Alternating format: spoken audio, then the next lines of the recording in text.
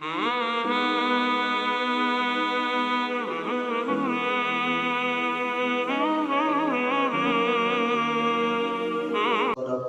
علیکم یا سیدی یا رسول اللہ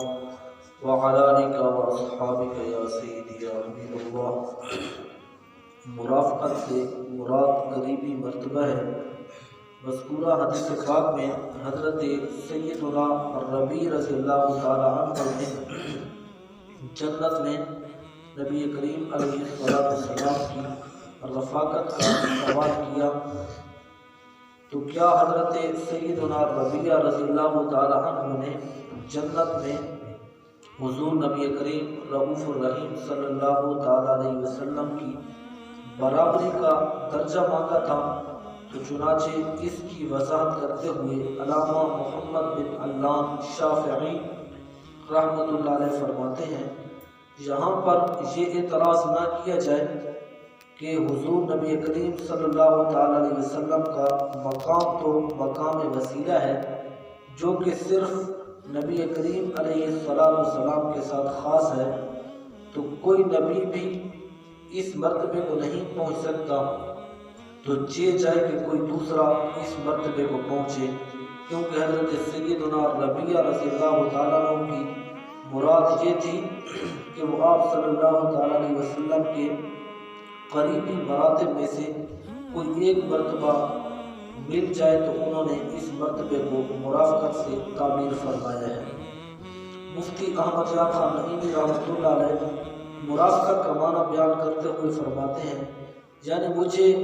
آپ جنت میں اپنے ساتھ رکھیں جیسے بادشاہ شاہی قلعے میں اپنے خاص خادموں کو اپنے ساتھ رکھتا ہے۔ تو اسی خدمت کے بارے میں انہوں نے سوال کیا کہ جس طرح میں آپ کی دنیا کے اندر خدمت کرتا ہوں تو اسی طرح آخرت کے اندر بھی مجھے یہی موقع مل جائے کہ میں آپ کی خدمت کروں۔ حضور علیہ السلام کے مساوی کسی کا مقام نہ ہوگا۔ حافظ قاضی ابو الفضل اجاز رحمۃ اللہ علیہ فرماتے ہیں کہ جب حضرت سیدنا ربیع رضی اللہ تعالیٰ عنہ نے جنت میں آپ صلی اللہ تعالیٰ علیہ وسلم کی رفاقت کا سوال کیا تو آپ نے فرمایا کہ اس کے علاوہ اور کچھ مانگ، تو حضرت سیدنا ربیع رضی اللہ تعالیٰ عنہ نے عرض کی بس یہی چاہیے مجھے، تو نبی کریم علیہ السلام نے ارشاد فرمایا تو پھر سجدوں کی کثرت کر کے میری مدد کرو تاکہ کثرت سجود کی وجہ سے جنت میں میرے درجے کے قریب آ جاؤ، لیکن وہ میرے درجے کے مساوی اور برابر نہیں ہوگا، کیونکہ جو سجدہ ہے یہ قرب الہی کا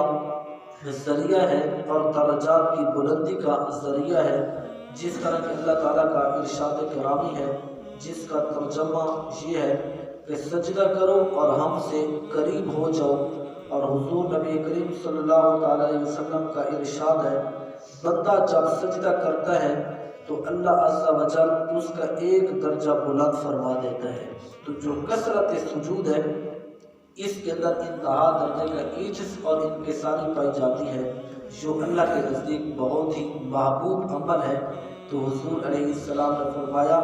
اگر تم چاہتے ہو کہ جنت کے اندر بھی میرے ساتھ رہو، یعنی تجھے